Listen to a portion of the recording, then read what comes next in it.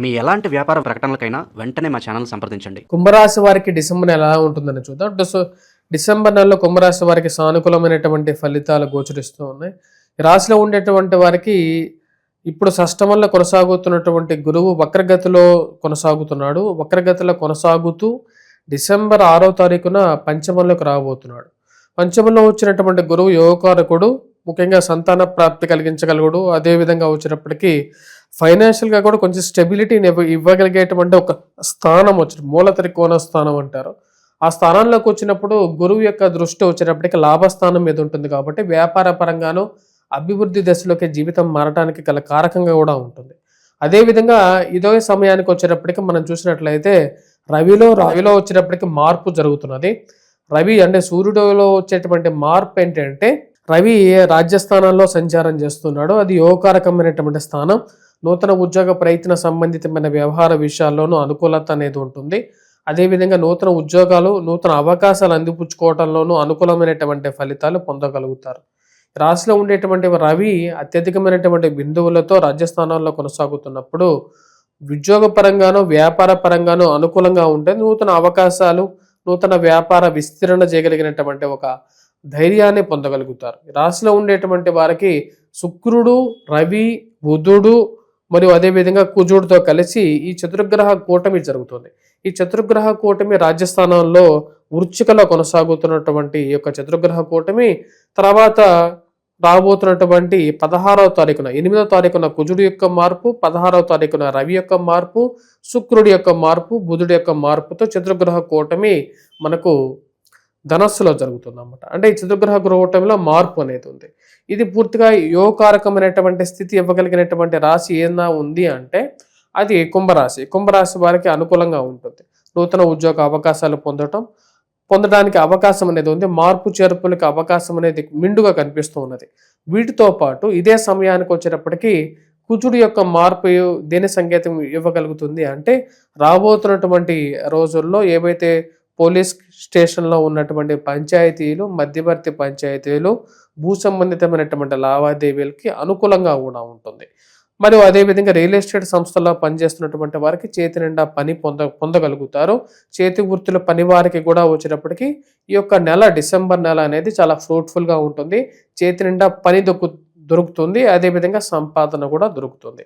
ఈ రాశిలో ఉండేటువంటి వారికి ముఖ్యంగా చాలా అనుకూలమైనటువంటి ఫలితాలు ఈ యొక్క నెలలో డిసెంబర్ 8వ తారీఖు నుండి కూడా పొందగలుగుతారు.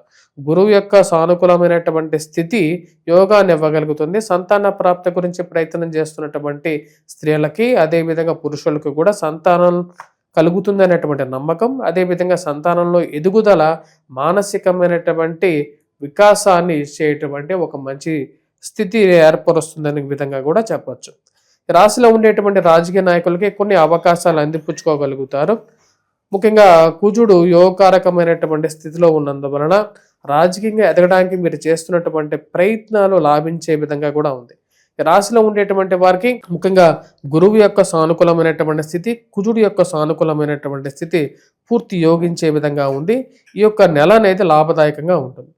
కానీ సమస్యలు ఏవైతే ఉన్నాయో ముఖ్యంగా ఫైనాన్షియల్గా ఇన్స్టెబిలిటీ ఏదైతే ఉందో, స్పెక్యులేషన్స్లో ఇన్వెస్ట్మెంట్ చేసుకున్నటువంటి వారు, డబ్బు పోగొట్టుకున్నటువంటి వారు, ఈ రోజుల్లో డబ్బులు ఇస్తే తిరిగి రావు అని చెప్పి ఓవరాల్ కాంటెక్స్ట్ నేనైతే చెప్పను. కానీ ఈ రాశిలో ఉండేటువంటి వారికి ఫైనాన్షియల్గా ఇన్స్టెబిలిటీ అనేది శని ప్రభావ రీత్యా కలుగుతుంది.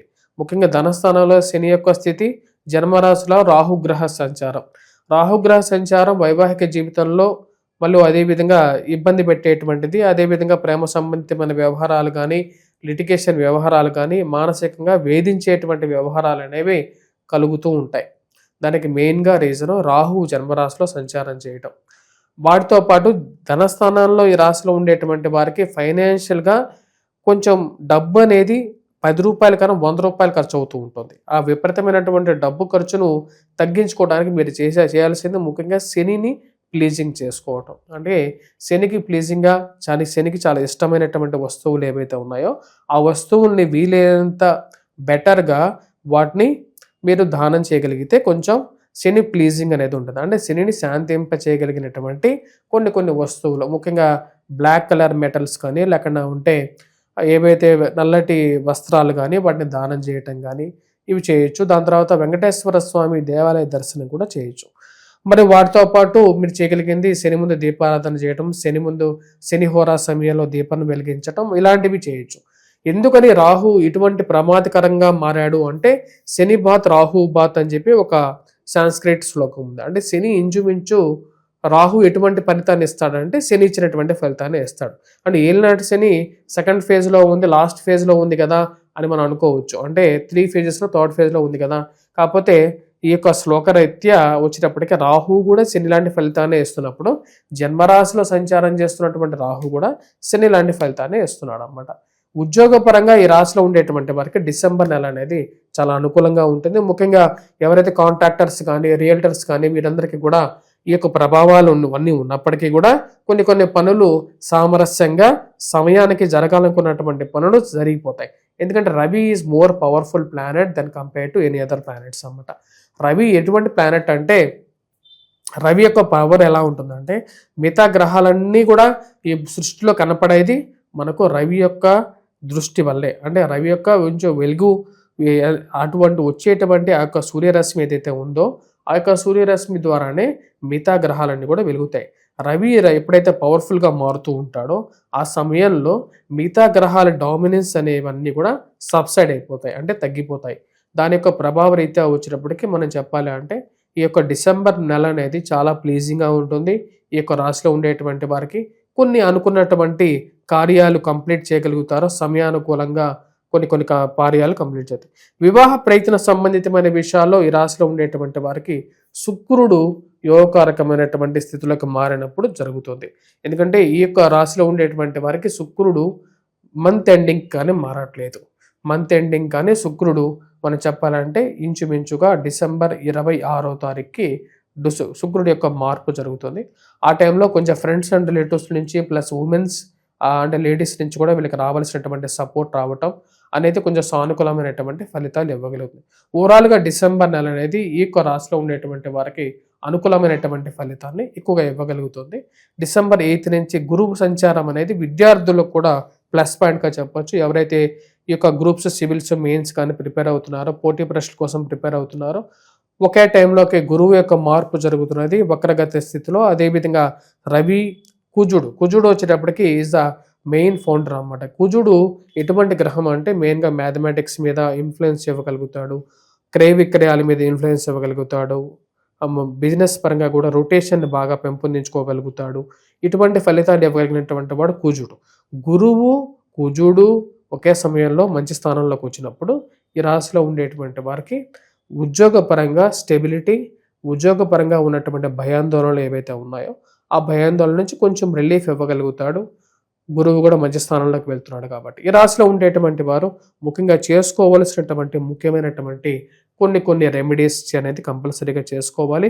ఇందా చెప్పిన విధంగా శని ప్లీజింగ్ మటుకు కంపల్సరీగా చేసుకోవాలి. మీరు ఇది లేనటువంటి మీ యొక్క ఇంచుమించుగా మీ యొక్క గ్రహస్థితి కూడా వచ్చినప్పటికీ బ్యాడ్ ప్లానెటే జరుగుతూ ఉంటుంది. మీ యొక్క జాతక చక్రంలో కూడా దానికి కూడా మీరు రెమెడీ చేసుకోవాలి. వాటితో పాటు ఈ రాశిలో ఉండేటువంటి వారు మిగతా కొన్ని రెమెడీస్, ఎటువంటి రెమెడీస్ చేసుకోవాలంటే ముఖ్యంగా మీరు కంపల్సరీగా వచ్చినప్పటికీ లక్ష్మీనారాయణ స్వామితో పాటు లక్ష్మీనారాయణ స్వామిని మీరు పూజించకపోయినా సరే లక్ష్మీనారాయణ ప్రతిరూపమైనటువంటి నరసింహస్వామిని మటుకు మీరు కంపల్సరీగా పూజించాలి.